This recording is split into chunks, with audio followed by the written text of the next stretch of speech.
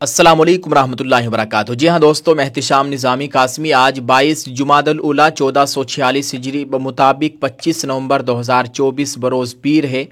دوستو، اس ویڈیو میں دو خبروں سے آپ کو آگاہ کریں گے۔ اتر پردیش کے سنبھل میں دردناک واقعہ، مولانا سجاد نعمانی کی پیشین گوئی سچ ثابت ہوئی اور مولانا محمود مدنی نے اس تعلق سے ایک بیان جاری کیا ہے۔ ناظرین، آپ کو بتائیں، سنبھل کے حالات کے تعلق سے مولانا سجاد نعمانی صاحب کی 7 ماہ قبل پیشین گوئی سچ ثابت ہوئی۔ اللہ تعالیٰ خیر کا معاملہ فرمائے، آمین۔ مولانا سجاد نعمانی صاحب نے اب سے 7 مہینے پہلے رمضان میں سنبھل جا کر ان حالات سے آگاہ کر دیا تھا، ان کو خواب کے ذریعے بتایا گیا تھا۔ سنبھل کے حالات اب بگڑے ہیں، مگر حضرت نعمانی صاحب نے 7 ماہ قبل رمضان کے مبارک مہینے میں اہلیان سنبھل کو آگاہ کر دیا تھا۔ اور عجیب بات یہ کہ بیماری کی حالت میں سفر کر کے سنبھل پہنچے تھے اور لوگوں کو برائیوں سے، غلط کاموں سے باز رہنے کی درد بھری اپیل کی تھی۔ آخر کار آج وہ دن بدقسمتی سے ہم کو دیکھنا پڑا ہے۔ خبر یہ مل رہی ہے کہ اب تک 4 سے 5 لوگ شہید ہو گئے ہیں۔ اللہ تبارک و تعالیٰ تمام شہداء کی مکمل مغفرت فرمائے اور اہل خانہ کو صبر جمیل عطا فرمائے، آمین۔ حالات بالکل بھی اچھے نہیں ہیں، اور جنہوں نے وہاں کے حالات بگاڑے ہیں، سروے کے نام پر جو جگہ جگہ مندر بتا رہے ہیں اور سروے کے نام پر مذہبی نعرے لگا کر مسلم نوجوانوں کو جن ظالموں نے بھڑکایا ہے، ان کے خلاف سخت قانونی کارروائی ہونی چاہیے۔ ان کے خلاف کوئی بولنے کو تیار نہیں ہے۔ ناظرین، اگر آپ مولانا سجاد نعمانی صاحب کی یہ پوری ویڈیو دیکھنا چاہتے ہیں تو اس ویڈیو کے ڈسکرپشن میں ان کے چینل کا لنک موجود ہے، آپ اس پر کلک کر کے پوری ویڈیو دیکھ سکتے ہیں جو انہوں نے سنبھل میں بیان دیا تھا۔ جی ہاں ناظرین، دوسری خبر کی جانب بڑھتے ہیں۔ سنبھل کے اس افسوسناک واقعے پر مولانا محمود مدنی صاحب کا بیان۔ جمعیت علماء ہند کے صدر مولانا محمود اسد مدنی نے سنبھل یوپی کی جامع مسجد سروے کے دوران پولیس فائرنگ میں 3 مسلم نوجوانوں کے مجرمانہ قتل اور پرتشدد صورتحال پر سخت ناراضگی اور گہرے رنج و الم کا اظہار کیا ہے۔ مولانا مدنی نے اس صورتحال کے لیے اتر پردیش حکومت اور پولیس انتظامیہ کو ذمہ دار ٹھہرایا ہے۔ انہوں نے کہا کہ ہم پرتشدد رویہ اختیار کرنے والے کسی فریق کے ساتھ نہیں ہیں، لیکن پولیس انتظامیہ کے اس اقدام کو ظالمانہ اور تفریق پر مبنی عمل سمجھتے ہیں، جس کی وجہ سے 3 لوگوں کی جانیں چلی گئی ہیں، چاہے کسی بھی مذہب، ذات اور عقیدے سے تعلق رکھنے والا انسان ہو۔ اس کو ملک کے آئین میں یکساں طور پر جینے کا حق حاصل ہے۔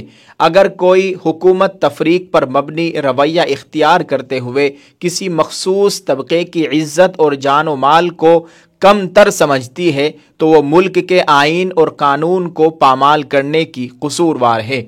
مولانا محمود مدنی نے کہا کہ جمعیت علماء ہند نے پہلے بھی خبردار کیا تھا کہ جو لوگ مسجدوں میں مندر تلاشتے پھر رہے ہیں وہ در حقیقت ملک کے امن و امان کے دشمن ہیں۔ آج جو کچھ بھی ہوا اس نے ہمارے موقف کی تصدیق کر دی ہے۔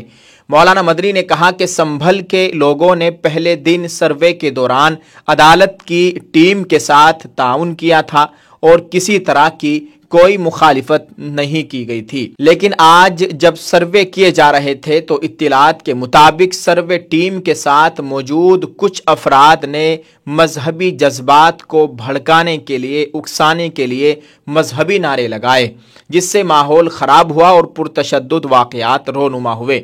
انہوں نے سوال اٹھایا کہ آخر پولیس انتظامیہ نے ایسے لوگوں کو سروے ٹیم کے ساتھ جامع مسجد جانے کی اجازت کیوں دی اور پھر ان کو نعرے لگانے اور ایک کمیونٹی کو بھڑکانے سے کیوں نہیں روکا گیا؟ ناظرین، جیسے ہی سروے کے لیے جا رہے تھے تو جے شری رام کے زور زور سے نعرے لگائے جا رہے تھے، سامنے موجود لوگوں کو اکسایا جا رہا تھا۔ مولانا مدنی نے کہا کہ مقامی عدالت نے مسجد فریق کے موقف کو سنے بغیر جس طرح فوری سروے کا حکم دے دیا، اس سے اتفاق نہیں کیا جا سکتا۔